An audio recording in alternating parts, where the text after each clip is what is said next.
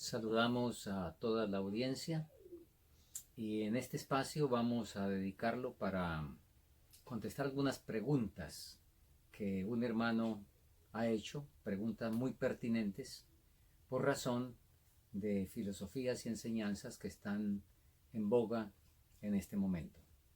Y vamos a entrar directamente a ellas.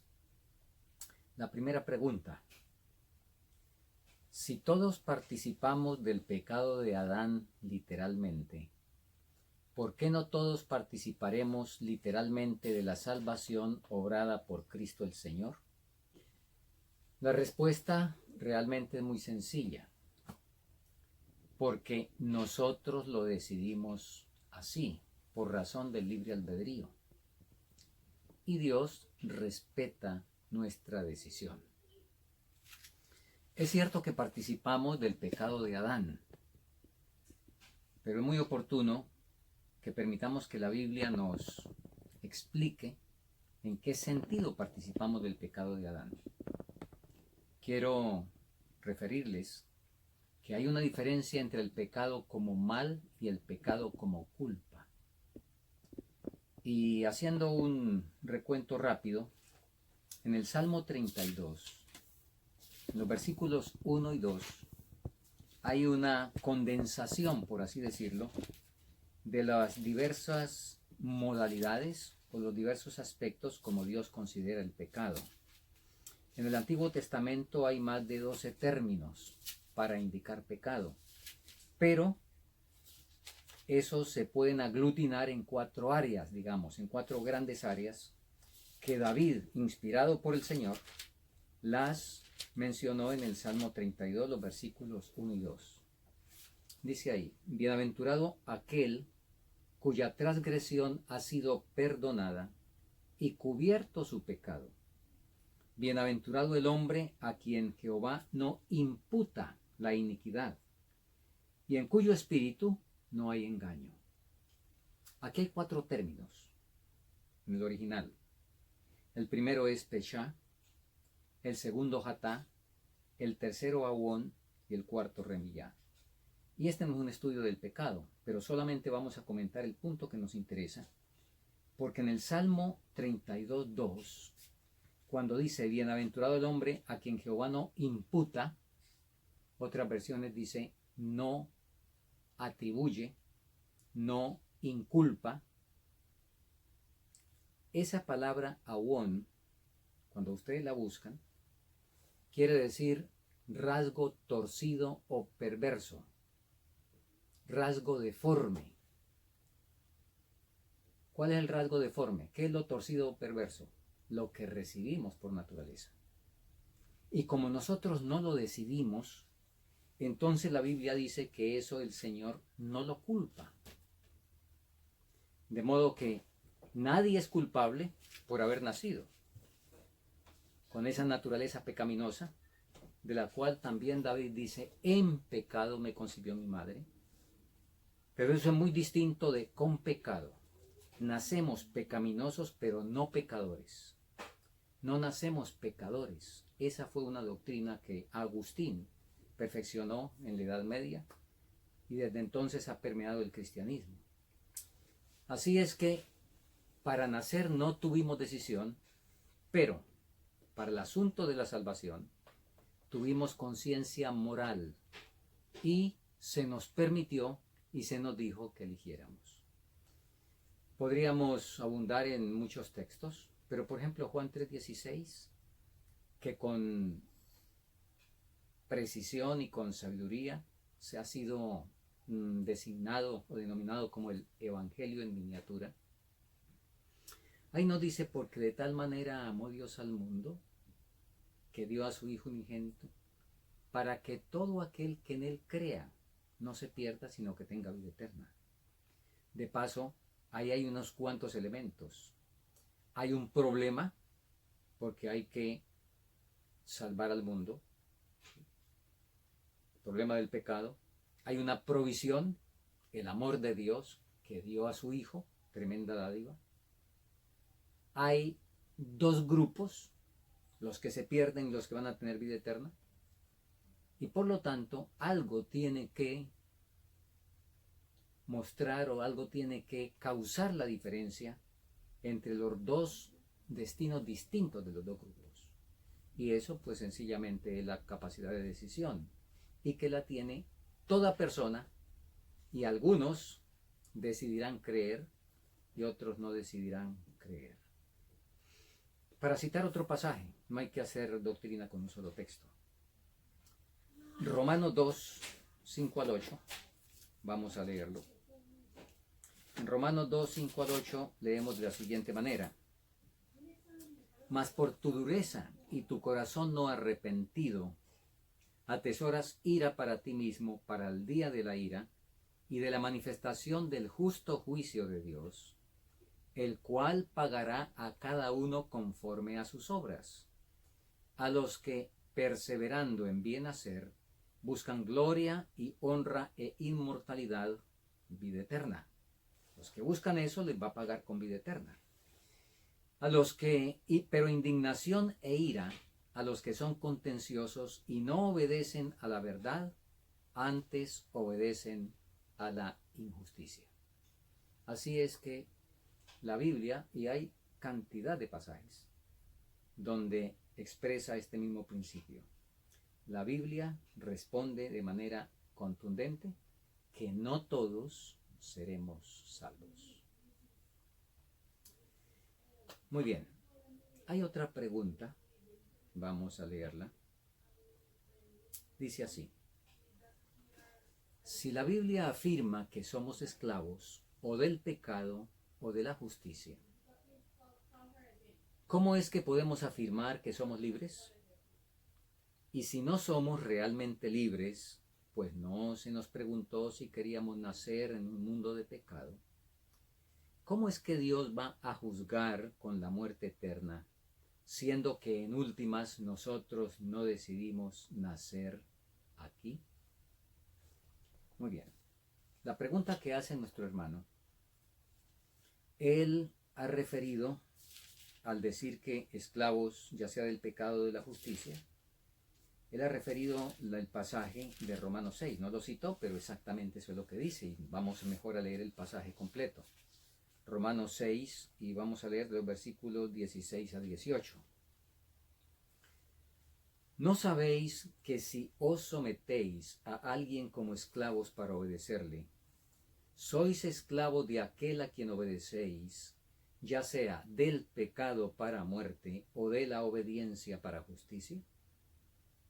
Mas a Dios gracias, que aunque fuisteis esclavos del pecado, habéis obedecido de corazón aquella forma de doctrina a la cual fuisteis entregados, y libertados del pecado vinisteis a ser siervos de la justicia. Bien, la pregunta destaca el asunto de siervos, esclavos, ya sea de uno o de otro bando, esclavos del pecado o esclavos de la justicia, para decir que pues realmente somos esclavos. Entonces, ¿cómo es que vamos a decidir si somos esclavos? Bien. Aunque podemos preguntarle a Juan, a Santiago, a Pedro, lo mejor es preguntarle a Pablo que se explique a sí mismo. Y por eso vamos a ir a Gálatas, el capítulo 5, donde en el primer versículo empieza diciendo lo siguiente: estad pues firmes en la libertad. Ahora aquí ya estamos en la libertad. Y ahora dice que hay que estar firmes, o sea, la libertad la adquirimos en algún momento, se puede perder. Pablo está advirtiendo, manténgase firme para que no pierda la libertad. Bueno, en Romanos nos dijo que éramos esclavos o del pecado o de la justicia, y ahora aquí aparecemos en libertad. Un tercer rango, un tercer grupo. ¿Cómo así? Sigamos leyendo. Estad pues firmes en la libertad con que Cristo nos hizo libres, y no os sujetéis de nuevo al yugo de esclavitud. a la libertad con que Cristo nos hizo libres. De modo que a esa libertad Pablo la llama esclavitud de la justicia. Y aquí le dejamos este punto a los filósofos y a los que quieran polemizar en que cómo es eso que si es esclavo de la justicia al mismo tiempo es libre. No entro en ese tipo de conjeturas o de disputas. Lo dejo como dice la Biblia. Pablo llama libertad a la esclavitud de la justicia. Y eso lo complementa Jesús. Versículo muy conocido, San Juan 8:32. Conoceréis la verdad y la verdad os hará libres. Y en el mismo versículo nos dice, así que si el Hijo os libertare, seréis verdaderamente libres. Y voy a compartir una declaración inspirada del deseo de todas las gentes. El capítulo La luz de la vida, en la página 431 leemos lo siguiente. En el cambio que se produce cuando el alma se entrega a Cristo, hay la más completa sensación de libertad. La expulsión del pecado es obra del alma misma. Por cierto, no tenemos poder para librarnos a nosotros mismos del dominio de Satanás. Pero, cuando deseamos ser libertados del pecado y en nuestra gran necesidad clamamos por un poder exterior y superior a nosotros, las facultades del alma quedan dotadas de la fuerza divina del Espíritu Santo y obedecen los dictados de la voluntad en cumplimiento de la voluntad de Dios. La única condición bajo la cual es posible la libertad del hombre es que éste llegue a ser uno con Cristo. Es clara la ley y el testimonio. La esclavitud de la justicia es la más completa libertad. Gracias al Señor por ello. Se acabó la esclavitud cuando el alma realmente se entrega al Señor. Vamos con la tercera pregunta. Antes de la tercera, realmente hay algo que debemos continuar con esta misma. Porque se preguntó, si no somos realmente libres, pues no se nos preguntó si queríamos nacer en un mundo de pecado. ¿Cómo es que Dios va a juzgar con la muerte eterna, siendo que en últimas nosotros no decidimos nacer aquí? Muy bien. En este punto pregunto, y creo que esto ya de alguna manera se ha parcialmente por lo menos contestado, pero vamos a ahondar el asunto. Pregunto, ¿hay algún texto bíblico que nos diga que Dios nos va a juzgar por haber nacido en un mundo de pecado y con naturaleza pecaminosa? Yo hablo de un texto bíblico claro, así como hay cientos de textos claros que dicen que seremos juzgados es por las obras que hagamos. Y al decir obras, incluye las obras de la mente, que son los pensamientos. Yo estoy pidiendo un solo pasaje bíblico, no más, en donde dice que por haber nacido y no haber decidido para nacer, entonces Dios nos va a juzgar y nos va a traer condenación de castigo, la muerte segunda. Ya referimos el Salmo 32, donde dice, bienaventurado el varón a quien Jehová no culpa de iniquidad. Y en Hechos 17:30 tenemos otro aspecto que dice, Dios habiendo pasado por alto los tiempos de nuestra ignorancia. Entonces, pregunto, ¿qué tiene que ver que no le hayan preguntado si quería nacer o no con lo que usted y yo decidimos hacer aún en el paso por esta tierra y el rumbo que decidimos escoger inclusive aquí tenemos una cantidad de historias. Creo que los oyentes por lo menos habrán escuchado una, el que menos ha escuchado. Historias de gente que nació en la calle y que llegaron a ser exitosos. Hace pocas semanas leí sobre un premio Nobel en medicina de nacionalidad italiana, quien casi muere de hambre en la calle. De niño estuvo por lo menos 5 o 6 años en la calle, pasó muchísima hambre y llegó a ser un premio Nobel, a ganar un premio Nobel de medicina. Si eso es cierto nomás para el vivir aquí, ahora para la cuestión de la eternidad. La Biblia es clara que nosotros podemos cambiar el rumbo de esa naturaleza que traemos y que por supuesto es un caldo de cultivo apropiado para el pecado. Ahora déjeme comentar, por supuesto estamos de acuerdo con Romanos 7. ¿Qué es lo que Romanos 7 dice? Que el hombre en su estado natural, en su naturaleza humana, es esclavo del pecado y no tiene libertad. Por supuesto, por supuesto. No tiene libertad, pero sí tiene libre albedrío.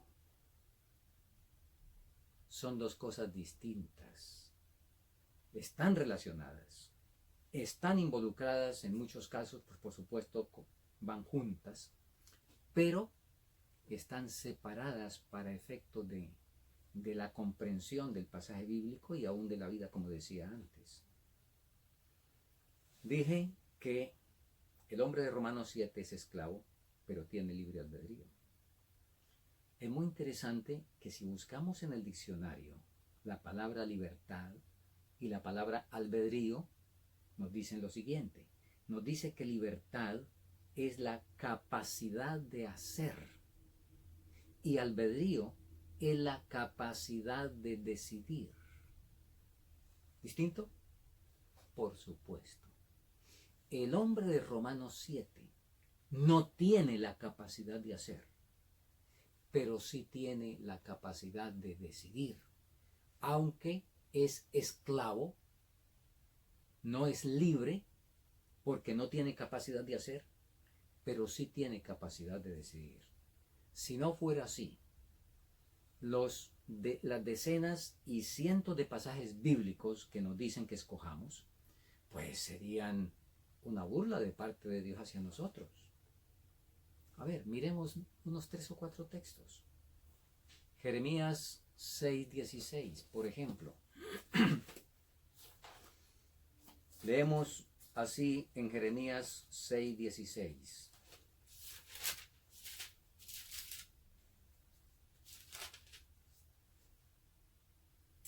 Así dice Jehová: paraos en los caminos y mirad y preguntad por las sendas antiguas, cuál es el buen camino, y andad por él, y hallaréis descanso para vuestra alma.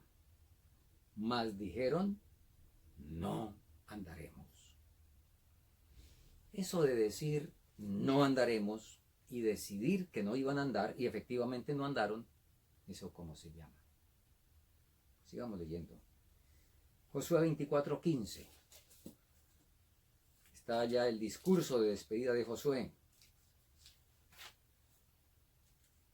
Y si mal os parece servir a Jehová, escogeos hoy a quien sirváis, que yo y mi casa, termina el versículo diciendo, que yo y mi casa serviremos a Jehová.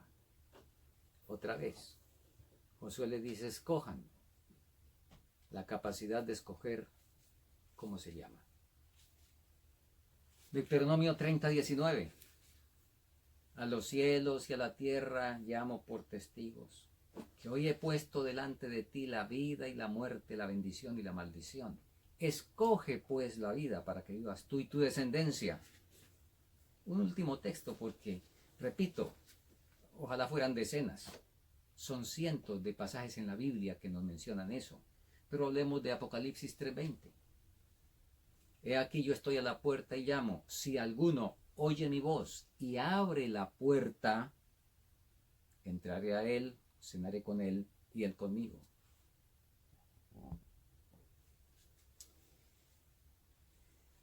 ¿por qué el Señor no tumba la puerta? Adentro hay alguien que lo encerraron, no puede, no tiene la capacidad de nada. Lo secuestraron, está amarrado. Toca tumbar la puerta para rescatarlo. Si alguno oye mi voz y abre la puerta, ¿eso cómo se llama? Libre albedrío se llama eso. Así es que la Biblia es sumamente contundente en ese aspecto también. Muy bien. La siguiente pregunta dice lo siguiente. En diversas partes de la Biblia se afirma que la misericordia de Dios es para siempre.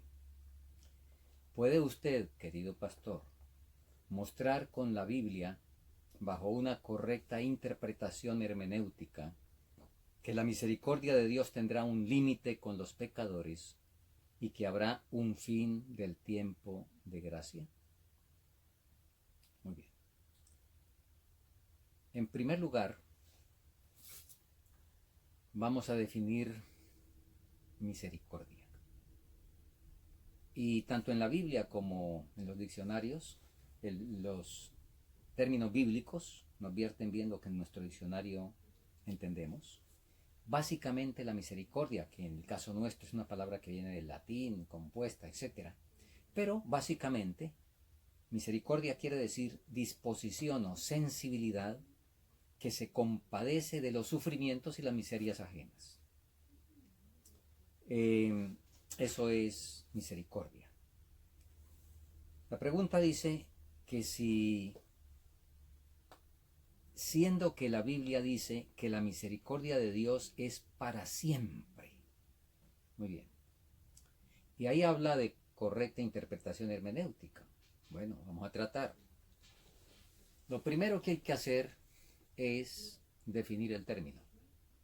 Ya comenté que era misericordia, pero ahora el término para siempre.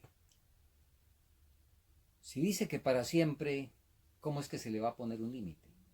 Bien, vamos a leer otros pasajes bíblicos que nos hablen también de eso, de esa expresión para siempre o perpetuo.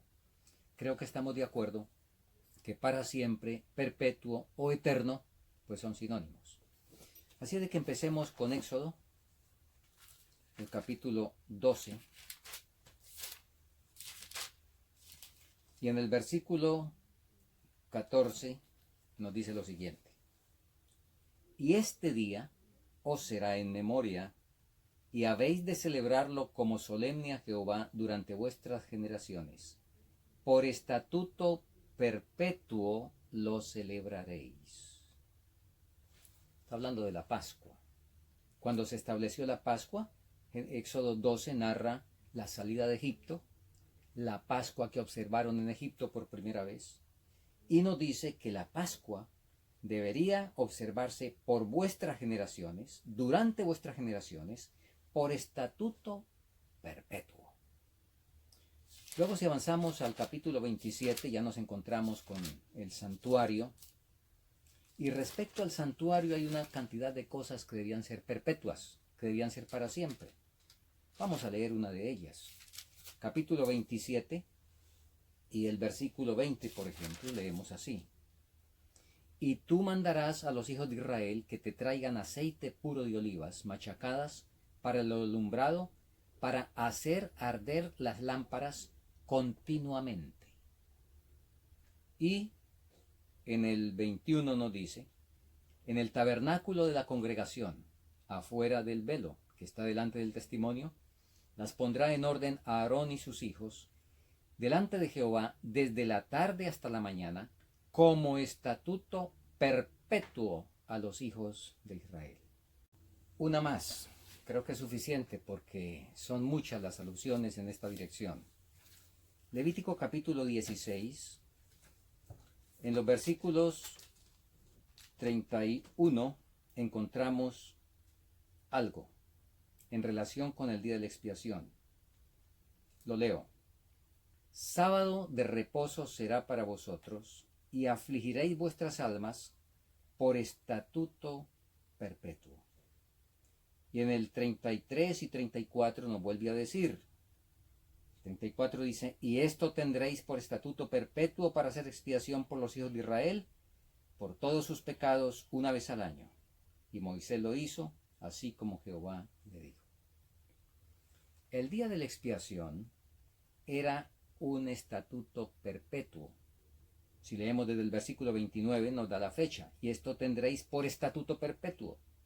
En el mes séptimo, en el día 10 del mes, afligiréis vuestras almas y ninguna obra haréis. 3 veces leímos que el Señor destaca es estatuto perpetuo, el día de la expiación. Y algo muy interesante, aquí dice ninguna obra haréis. Para los otros sábados, para los sábados ceremoniales, distintos a este, decía ninguna obra de siervos. Pero para el sábado séptimo día y el día de la expiación, el 10 de Tisri, no se debía hacer ninguna obra. Muy interesante. El día de la expiación era un día sumamente especial que Dios lo puso en cuanto a su observancia a la par con el sábado séptimo día. Así es de que aquí tenemos unas cuantas cosas que son perpetuas. En el Antiguo Testamento hay 29 textos que hablan y dicen perpetuo, y para siempre hay 273 resultados donde dice para siempre. Entonces, yo pregunto, entonces tenemos que celebrar las fiestas judías, tenemos que celebrar la Pascua, tenemos que celebrar el día de la expiación. Entonces tenemos que tener ardiendo continuamente el fuego del altar, porque es estatuto perpetuo. Muy interesante, entonces tenemos que darle el significado bíblico en todo el contexto general que eso implica. Aclarado eso, la pregunta decía, usted, querido pastor, puede mostrar con la Biblia, bajo una correcta interpretación hermenéutica, que la misericordia de Dios tendrá un límite con los pecadores y que habrá un fin del tiempo de gracia. Aquí habla de interpretación hermenéutica. De hecho, ya lo estamos haciendo, al ir al asunto textual, que es la primera cosa que hay que hacer. Y no voy a entrar en no sé cuántos detalles, porque tampoco lo manejamos como eruditos todos. Pero hay dos cosas que sí quiero mencionar, que son principios básicos de la interpretación bíblica. El primero de ellos, la Biblia es su propio intérprete. El otro, la unidad de las Escrituras. La Biblia no se contradice, porque el autor, el que la inspiró, fue Dios, y en Dios no hay mudanza ni sombra de variación, ni Él cambia. Y si Él no cambia, entonces no cambia su palabra. Cambiamos nosotros, entendemos mal, entendemos distinto los unos de los otros, leemos mal, pero Dios no cambia. Entonces, esos son principios claves que tenemos que tener. Y voy a apoyarme con una regla hermenéutica sencilla que la inspiración nos dejó. Y está en el Conflicto de los Siglos, página 656, donde dice: el lenguaje de la Biblia debe explicarse de acuerdo con su significado manifiesto, a no ser que se trate de un símbolo o figura. Cristo prometió: si alguno quisiere hacer su voluntad, del Padre, conocerá si mi enseñanza es de Dios. Así es que, fíjese, debe ser entendido de manera literal a menos que sea un símbolo o figura. Los ejemplos de perpetuo que colocamos, interesante, están todos bajo las figuras, porque todo el ceremonial del santuario era símbolo o figura, y Pablo dedicó todo el libro de Hebreos a explicar eso. Era una sombra o figura. Entonces no tenemos que entender la palabra perpetuo aplicada al santuario como algo sin fin, porque era un símbolo o figura. De igual manera vamos a ver si cuando dice que la misericordia de Dios es para siempre, si la Biblia no dice más, y si no dice más, pues no es símbolo o figura, de alguna manera, sino que hay que entenderla literalmente. Vamos a leer otros pasajes y vamos a responder si hay ejemplos en la Biblia que muestren que los pecadores han tenido un límite y se ha acabado la misericordia. Cantidades de ejemplos. Empecemos con Génesis 6, el versículo 3, y todos ustedes ya saben de qué se trata. Leemos lo siguiente. Y dijo Jehová: no contenderá mi espíritu con el hombre para siempre, porque ciertamente él es carne, mas serán sus días 120 años. 120 años será el tiempo de gracia y misericordia para estos antediluvianos. ¿Figura o símbolo? ¿Qué fue? ¿Figura, símbolo o realidad? ¿Se cumplió o no se cumplió? Los mismos ateos que hacen un estudio serio de la geología, si bien no van a decir que Dios existe o lo demás, pero los mismos geólogos ateos, al estudiar las capas de la Tierra, tienen que aceptar que hubo un cataclismo universal y que todo el planeta en algún momento estuvo cubierto por agua. Realidad. Sigamos. El caso de Sodoma y Gomorra. Vamos a Génesis capítulo 18 porque conviene que repasemos ese punto. En Génesis 18 nos dice el versículo 20: el Señor ha visitado a Abraham, han salido, están charlando, los ángeles se han ido adelante, y ahora, versículo 20, entonces Jehová le dijo a Abraham: por cuanto el clamor de Sodoma y Gomorra se aumenta más y más, y el pecado de ellos se ha agravado en extremo, descenderé ahora y veré si han consumado su obra según el clamor que ha venido hasta mí, y si no, lo sabré. Juicio. Y el Señor dijo: voy a ir a verificar los informes que me han traído. Voy a ir a ver si ese clamor que ha llegado hasta mí, a comprobarlo, para decidir qué hacer. ¿Qué ocurrió? ¿Qué ocurrió? Alguien puede negar, aún desde el punto de vista de los residuos y todo lo demás, la destrucción de Sodoma y Gomorra. Y de paso, aquí la Biblia dice: y de Dios descendió fuego del cielo. Y en ninguna parte da a entender que fue el diablo el que mandó ese fuego. Porque en el tiempo final es que el diablo ha mandado fuego. Y mandó fuego para destruir, correcto, a Job, a los bienes de Job. Pero aquí dice: de Dios descendió fuego. El libro de Job es claro cuando el diablo mandó el fuego. Y aquí en Génesis nos dice que fue Dios el que destruyó a Sodoma y Gomorra. Ahora, retrocediendo en el texto, pero avanzando en la historia, en Génesis 15 encontramos el pacto de Dios con Abraham, y encontramos que dentro de todos esos asuntos del pacto, en la visión que tuvo Abraham, el Señor le dijo lo siguiente, versículo 13. Entonces dijo a Abraham: ten por cierto que tu simiente será peregrina en tierra no suya, y servirán a los de allí, y será afligida por 400 años. Y más adelante le dice: y en la cuarta generación, versículo 16, volverán acá, porque la maldad del amorreo aún no ha llegado a su colmo. Otra vez aquí. Otra vez. 400 años de gracia para los amorreos. Y se les acaba la gracia. A nivel de pueblo, por supuesto. A nivel de individuos, los amorreos podían seguir teniendo gracia.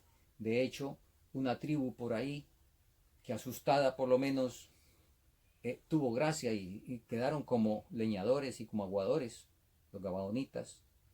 Pero vinieron, pidieron gracia, eran individuos, tuvieron la gracia. Bien. Y aquí quiero recordarles algo muy interesante. Cuando ustedes abren el relato de Josué, creo que es el capítulo 10, donde narra la batalla, sí, correcto, la batalla contra los 5 reyes que se coaligaron para ver si podían vencer a Israel. Ese día que hubo el milagro del sol que se detuvo, dice la Biblia, ¿verdad? El día que se alargó, etc. Ocurrió algo muy interesante. Nos dice que Josué hirió a filo de espada a todo ese ejército. Y entonces le fue dicho a Josué, versículo 17, que los 5 reyes habían sido hallados en la cueva de Maceda, se habían escondido. Josué dijo: rodad grandes piedras a la boca de la cueva, poned hombres junto a ella que los guarden, y esperar que terminemos toda la batalla y después nos encargamos del asunto.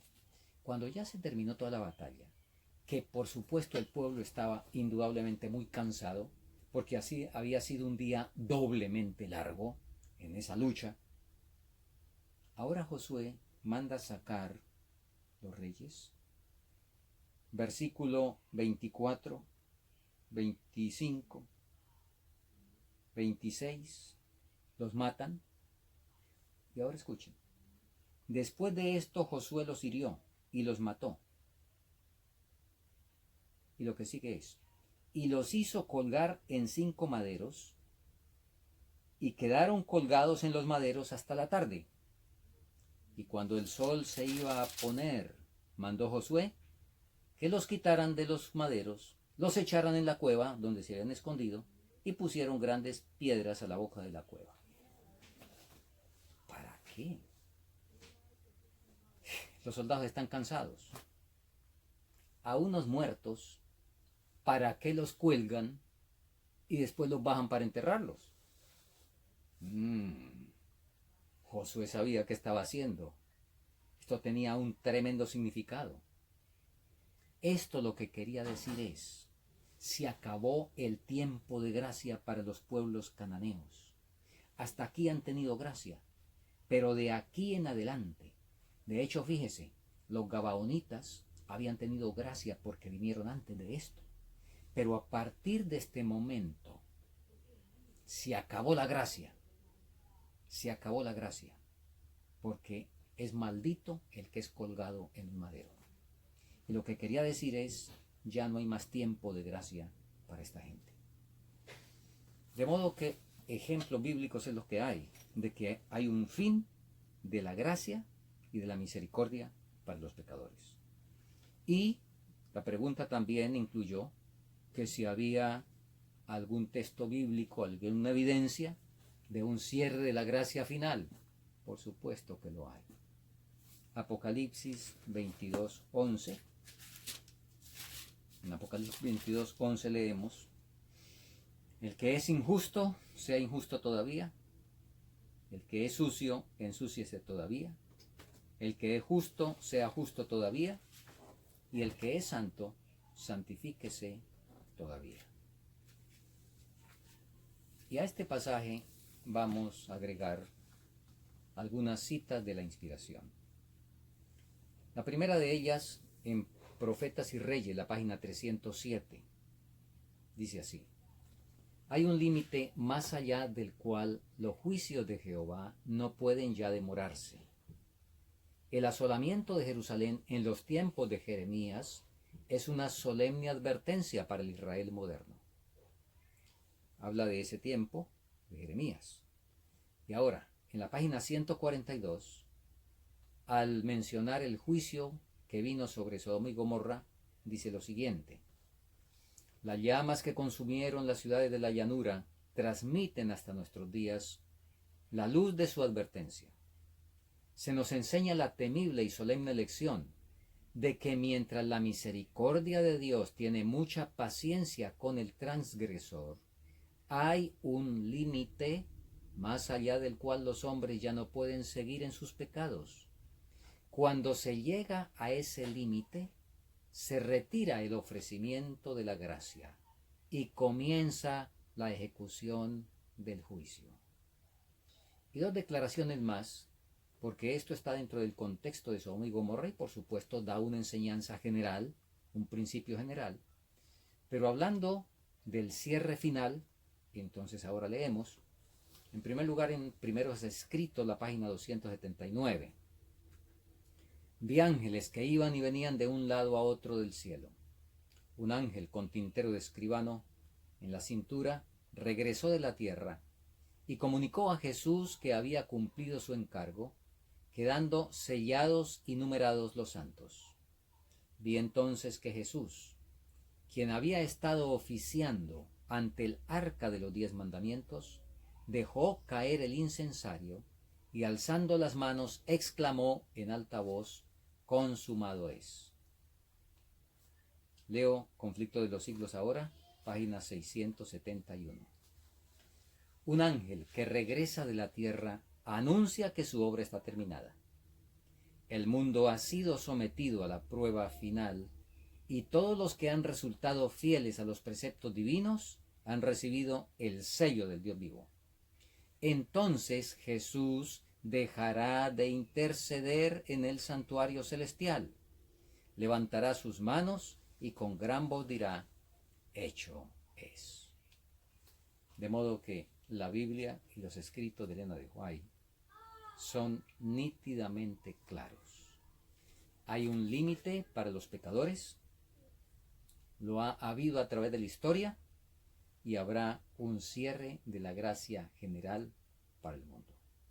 La siguiente y última pregunta dice así: si la Biblia nos enseña a amar a nuestros enemigos, perdonar 70 veces 7, es decir, todas las veces que nuestro enemigo necesite perdón, a hacerle el bien a nuestros enemigos y amarlos de manera completa y total, ¿ama Dios al diablo?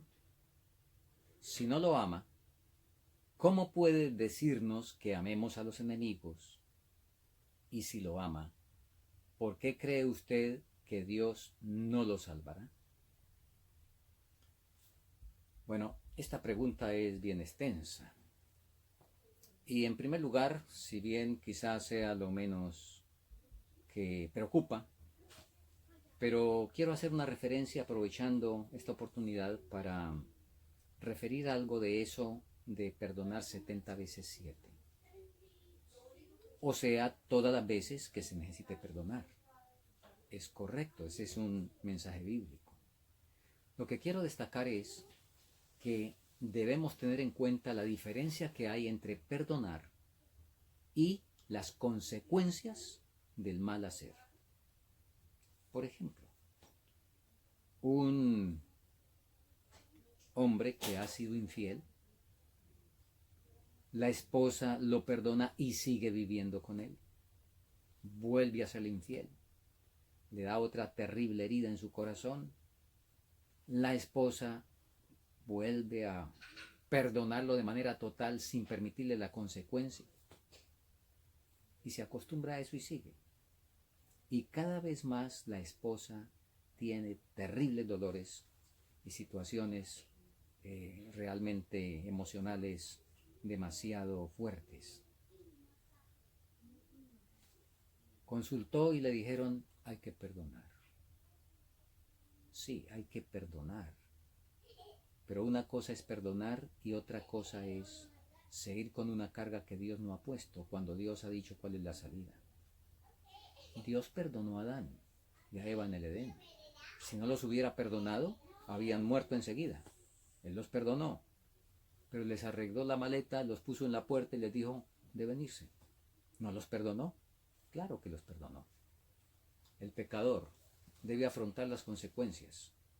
Y cuando por sentimentalismo no le permitimos a un pecador que afronte las consecuencias de su mal, es una manera de hundirlo, no de ayudarlo.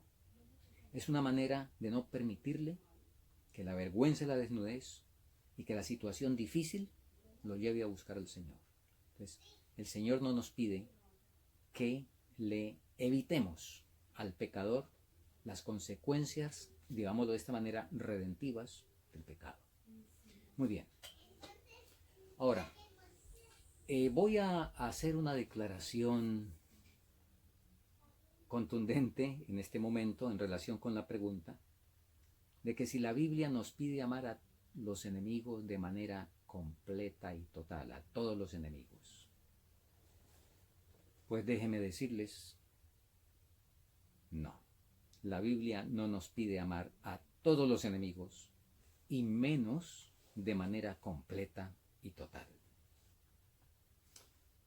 Y antes de que alguien rasgue las vestiduras, espero que ninguno a estas alturas ya la haya rasgado de manera rápida.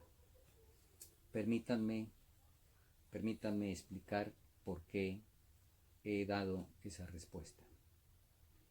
Pregunto, ¿es el diablo un enemigo? ¿Es el diablo un enemigo del cristiano? ¿Debe el diablo, o debe mejor el cristiano, amar al diablo? Repito, ¿es el diablo un enemigo? ¿Qué dice la Biblia? Porque todo debemos, por supuesto, definirlo con la Biblia. Primera de Pedro 5:8. Vuestro adversario, el diablo, te quiere devorar. Apocalipsis 12. El acusador de nuestros hermanos. Zacarías capítulo 3. El diablo ahí queriendo devorar y acusando a Josué, el sumo sacerdote. Entonces, insisto, ¿es el diablo enemigo? ¿Nos ordena Dios amar al diablo? Les planteo otro enemigo, que no es el diablo. Hay otro peor, según la inspiración. Y todos ustedes ya saben cuál es. Cuando yo me miro en el espejo por la mañana que me voy a afeitar, ahí veo a mi peor enemigo en el espejo. El yo, dice la hermana Joae, es el peor enemigo. ¿Debemos amarlo o debemos crucificarlo? Ahora, vamos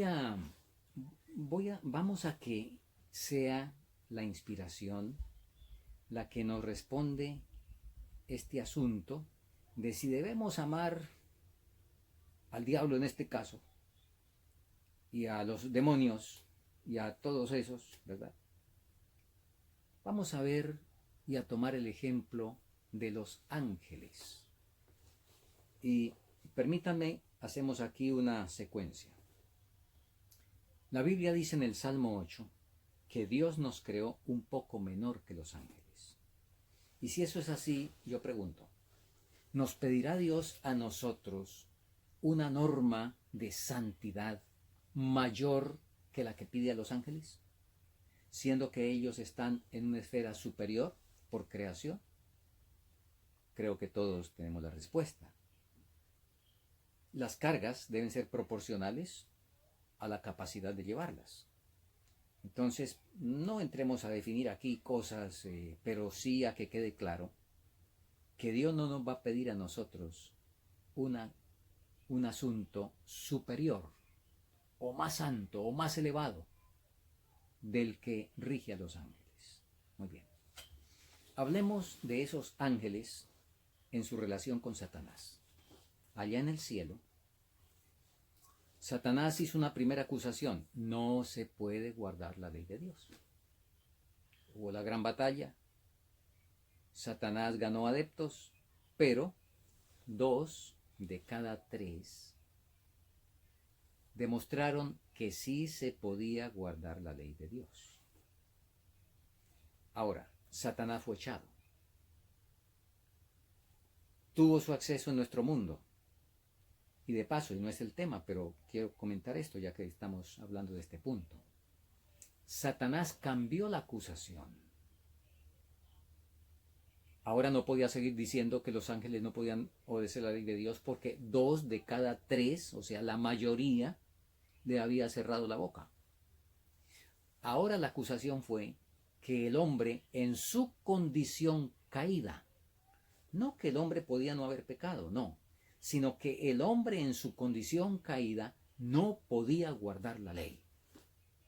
Y de paso, por eso fue que Cristo vino y se encarnó en la condición caída para demostrarle a Satanás que el hombre en la condición caída sí puede guardar la ley. Y un texto contundente para eso es Hebreos capítulo 4, donde nos dice que no socorrió a Abraham, sino a la simiente de Abraham. No socorrió a Adán. Si dijera Adán, se prestaría para pensar que socorrió a Adán antes de la caída. Pero el apóstol inspirado, que yo supongo que sabía ese problema, el Señor se lo inspiró, dijo, socorrió fue a la descendencia de Abraham. Muy bien, pero ese es otro tema, de la encarnación y todas esas cosas. Entonces, lo que queremos decir es, los ángeles quedaron en una relación con Satanás, que nos lo dice la inspiración. Satanás tenía acceso, como os encontramos en el libro de Job, a los concilios celestiales. Y en la cruz fue que ocurrió algo, y lo voy a leer textualmente. Deseado de todas las gentes, capítulo consumado es, dice lo siguiente, en la página 709. Escuchen. Aquí está describiendo a Cristo colgado en la cruz, ya en sus últimos momentos, ya habiendo dicho consumado es. Dice así, Satanás vio que su disfraz le había sido arrancado. Sigo leyendo. Su administración quedaba desenmascarada delante de los ángeles que no habían caído y delante del universo celestial. Si esto no fuera inspirado, yo como que no lo creería. Porque ¿cómo es posible que los ángeles hasta la cruz todavía no tenían un criterio de quién era Satanás? Un criterio completo. Eso es lo que dice acá. Eso es lo que dice acá. En otras palabras, yo entiendo que los ángeles no estaban engañados en el sentido de decir que de pronto Lucifer tenía razón. No. Tenía claro que Lucifer estaba equivocado. Pero ¿qué decían? Pobrecito, es sincero. Está equivocado, pero pobrecito, sin duda que es sincero. Vamos a seguir leyendo. Permítame tomar otra vez lo que ya leí y terminar la cita completa. Satanás vio que su disfraz le había sido arrancado. Su administración quedaba desenmascarada delante de los ángeles que no habían caído y delante del universo celestial. Se había revelado como homicida. Al derramar la sangre del Hijo de Dios, había perdido la simpatía de los seres celestiales. Uy, ¿cómo así? Entonces estoy tal vez entendiendo bien. Hasta ahí tenía simpatía todavía Satanás en el corazón de los ángeles.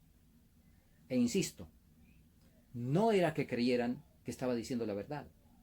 Eso me dice a mí, que cuando Caín mató a Abel, Satanás lo que dijo fue, yo tengo razón. Mire, no se puede obedecer la ley el hombre caído, después del hombre caído. Cuando ocurrieron todas las demás cosas, Satanás las mostraba como una evidencia de que no se podía guardar la ley. Por eso fue que no hizo para hacer caer a Jesús. Porque Jesús vino a desenmascarar, a quitar el disfraz. Hasta la cruz, Satanás había podido echarle la culpa a los seres humanos y demás.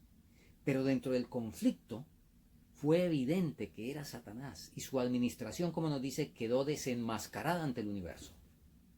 Entonces, aquí nos dice que al derramar la sangre del Hijo de Dios, había perdido la simpatía de los seres celestiales. En otras palabras, simpatía tiene que ver con algo de amor, de consideración, de etcétera, ¿verdad? Termino la cita. Desde entonces su obra sería restringida. Cualquiera que fuese la actitud que asumiese, no podría ya acechar a los ángeles mientras salían de los atrios celestiales, ni acusar ante ellos a los hermanos de Cristo de estar revestidos de ropas de negrura y contaminación del pecado.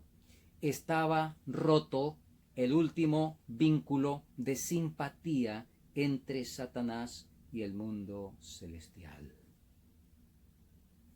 Pregunto. Les llamó Dios la atención a los ángeles diciéndoles, como dijo después, o como nos dice a todos, en la ilustración de la iglesia de Efeso. Dios reprendió a los ángeles y les dijo, ¿por qué han perdido el primer amor? Ustedes han perdido el primer amor. Por favor, devuélvanse a donde cayeron. Recuperen el amor a Satanás. ¿Le dijo eso Dios a los ángeles? Y nos dice muy claro que se perdió el último vínculo de simpatía entre los ángeles y Satanás. Permítame decir ahora de esta manera. De acuerdo a la Biblia, mi hermano mayor es Jesús, por supuesto, eso es claro. De otro lado, y el ángel le dijo a Juan, yo soy consiervo contigo.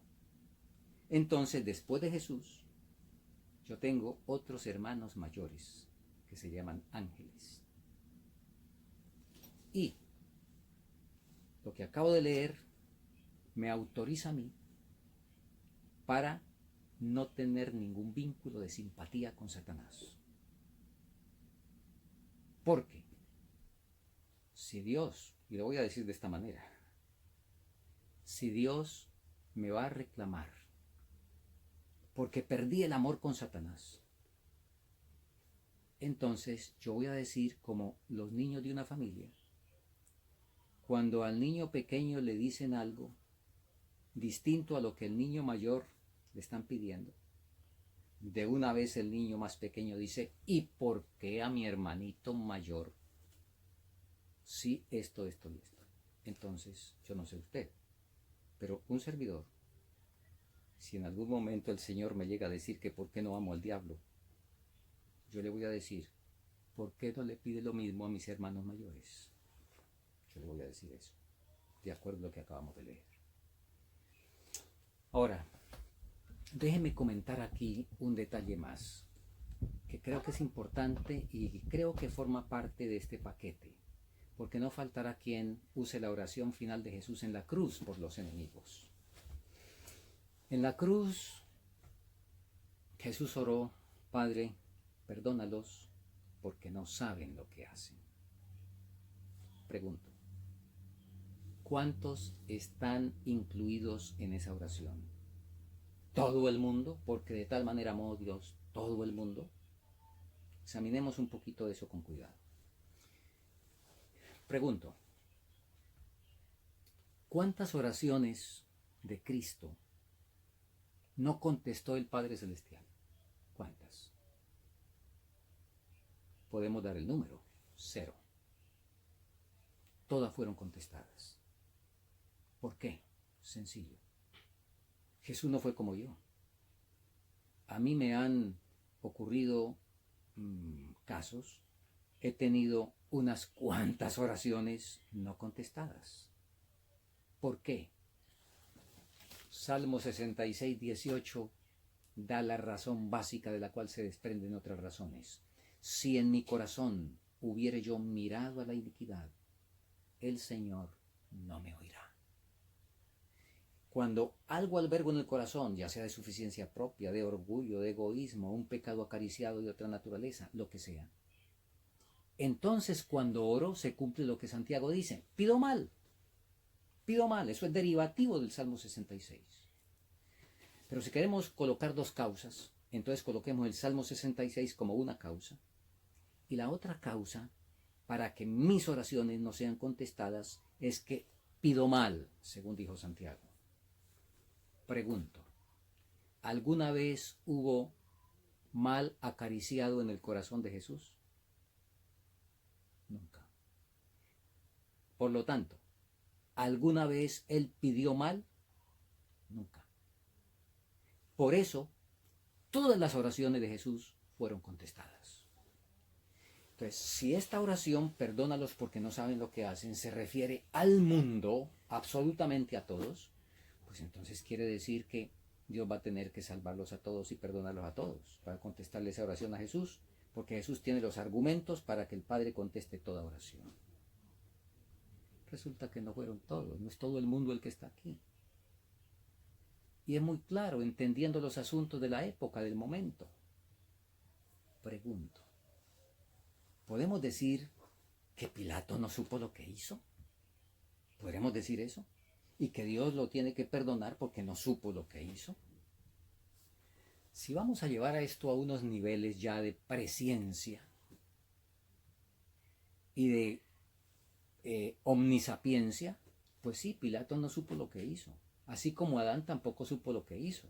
Porque Adán nunca se imaginó las terribles consecuencias que traería el pecado. Ah, entonces fue que no supo lo que hizo. No, señor. La Biblia no enseña eso. Tienen conciencia moral y el Señor los juzga de acuerdo a lo que tienen como evidencia. El Señor no los juzga porque no pudieron ver el futuro. A nadie el Señor lo juzga porque no puede ver el futuro, sino la evidencia que tenemos hoy. Entonces, no digamos de que todos los que estaban al pie de la cruz no supieron lo que hicieron. Había unos cuantos que no supieron lo que hicieron, pero ese no fue ni Caifás, ni Anás, ni Herodes, ni Pilato, ni Judas. Y el que había unos cuantos, incluso soldados romanos, que no supieron lo que hicieron, no supieron lo que estaban haciendo, se evidencia ahí mismo cuando el centurión, frente al terremoto y a las tinieblas, el centurión dijo, verdaderamente este era hijo de Dios. Yo no lo sabía. ¿Contestó Dios la oración de Jesús? Perdónalos porque no saben lo que hacen. Por supuesto que la contestó. 50 días más tarde, cuando descendió el Espíritu Santo, mucha de esa chusma que había estado al pie de la cruz, ahora cuando Pedro, el otro Pedro, porque el Pedro anterior se acobardó ante una muchacha de oficios domésticos, pero el Pedro ahora que se levanta en el Pentecostés es un león que se enfrenta a miles de homicidas y los acusa de asesinato. Y le dice, ustedes mataron al autor de la vida. Y entonces, esa chusma que 50 días antes no supo lo que hizo, ahora es conmovida, se dan cuenta de lo que han hecho y dicen, ¿qué haremos? ¿Qué haremos? Pedro les dice, hay solución en la sangre de Cristo. Así es de que fue contestada la oración de Jesús.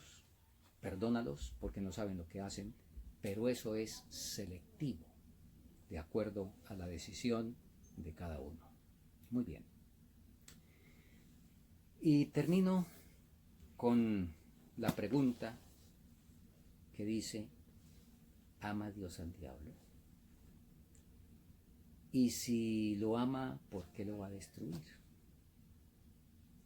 No voy a colocar ninguna palabra mía para contestar eso. La Biblia en Apocalipsis dice claro que de Dios desciende fuego del cielo y devora al diablo, a la bestia, al falso profeta y a todos los que quisieron acompañarlos. La Biblia es clara en eso. Y voy a agregar a eso el lenguaje de la inspiración a través de la hermana Huay, que dice lo siguiente. Dice lo siguiente. Para empezar, en el Camino a Cristo, páginas 15 y 16, nos habla de el maridaje entre la justicia y la misericordia, porque ahí es donde está el problema, hermanos. Dios dijo bien claro, lo que Dios juntó no lo separa el hombre, y es un principio que es universal en lo que Dios ha dicho. Dios juntó la fe y las obras, el hombre las dividió.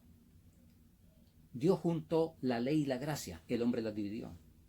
Dios juntó la justificación y la santificación, el hombre las dividió.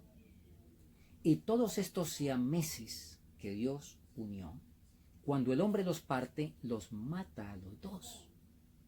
Dios unió la justicia y la misericordia, y el diablo los dividió para engañar al mundo creyendo que hasta el diablo se va a salvar. Y entonces, y si el diablo se va a salvar, pues ¿cómo no se va a salvar aquí el que haga lo peor? ¿Mm? ¿De dónde sale eso? De separar lo que Dios unió. Leo Camino a Cristo, páginas 15 y 16. Cuanto más estudiamos el carácter divino a la luz de la cruz, mejor veremos la misericordia, la ternura y el perdón unidos a la justicia. Sigo leyendo. Ahora paso a leer del conflicto de los siglos, página 531.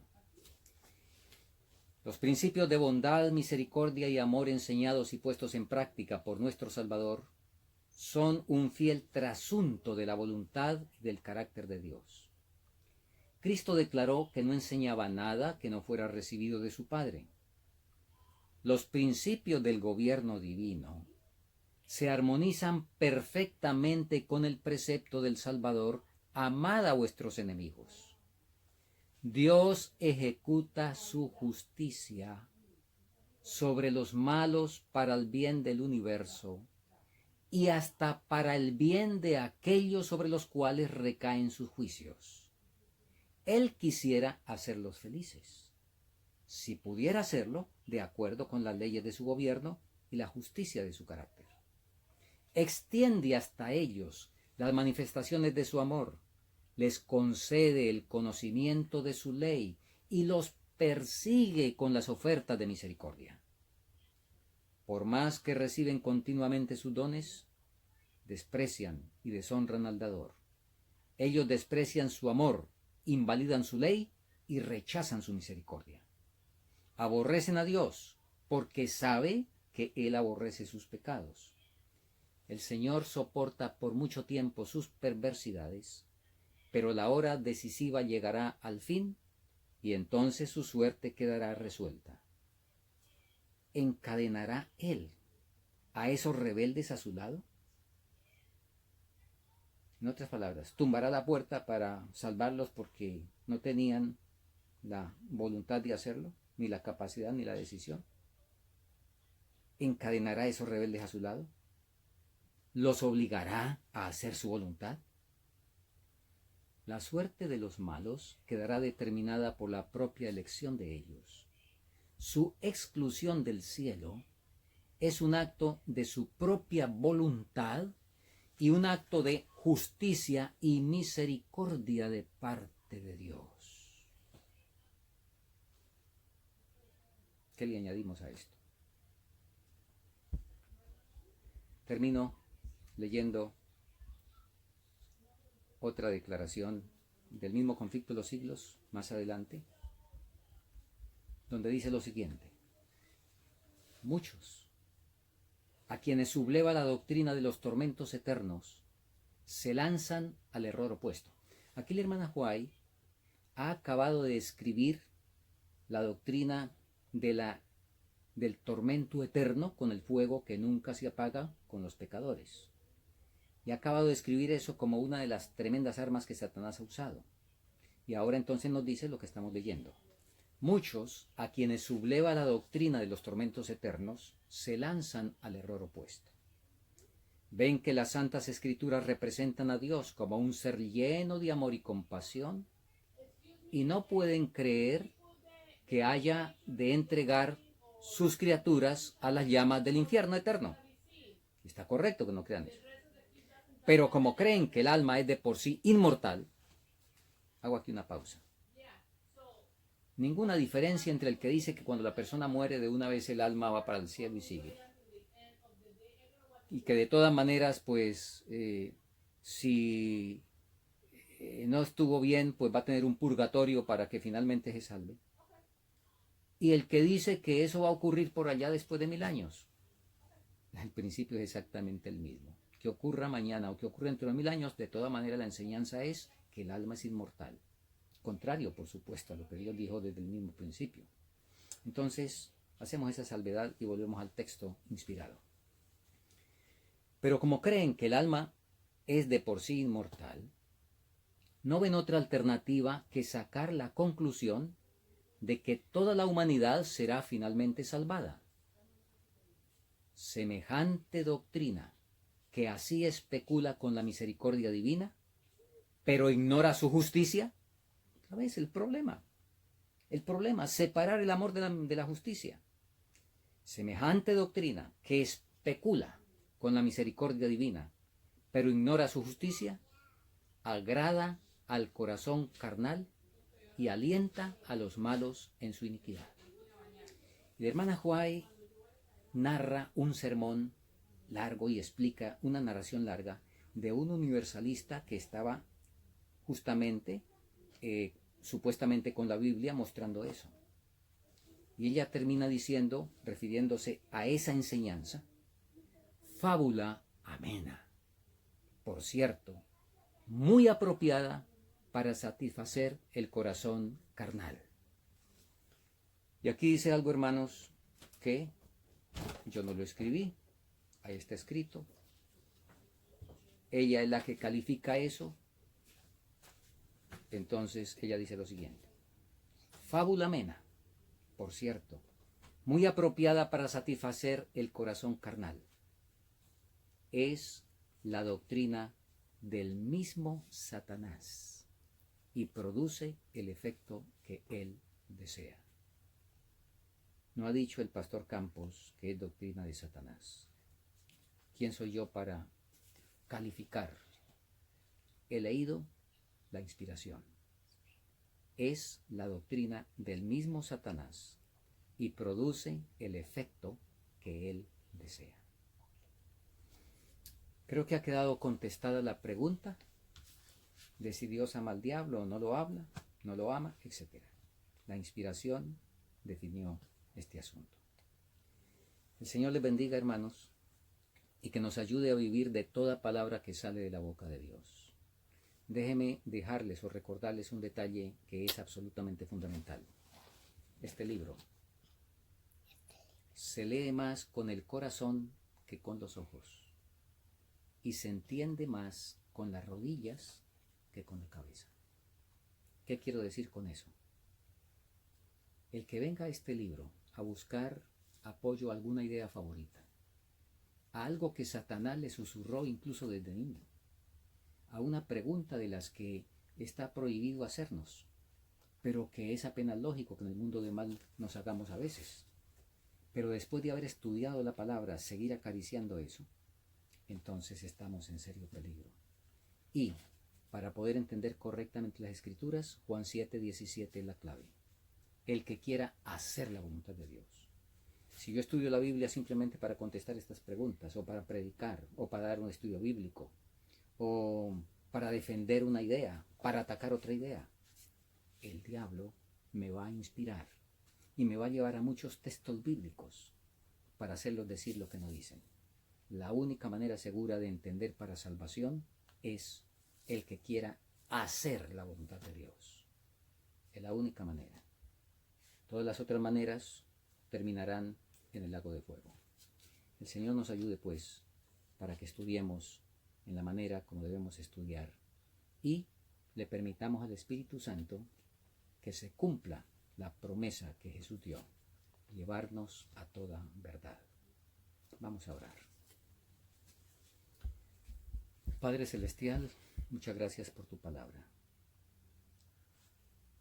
Tú dijiste que tu pueblo sería despertado en el fin del tiempo. Estamos viendo que tu pueblo es despertado. Sin embargo, lamentablemente, en muchos casos sería despertado solo por herejías. Así lo dice la inspiración. Pero te agradecemos tus obras de misericordia para despertarnos. Solamente que confiamos, pedimos, rogamos que tu Espíritu nos asista para que no participemos de las obras infructuosas y enseñanzas de las tinieblas, sino que más bien, como dice tu palabra, podamos mostrarlas de acuerdo a lo que tu palabra presenta. Gracias por escucharnos en Cristo Jesús nuestro Salvador. Amén.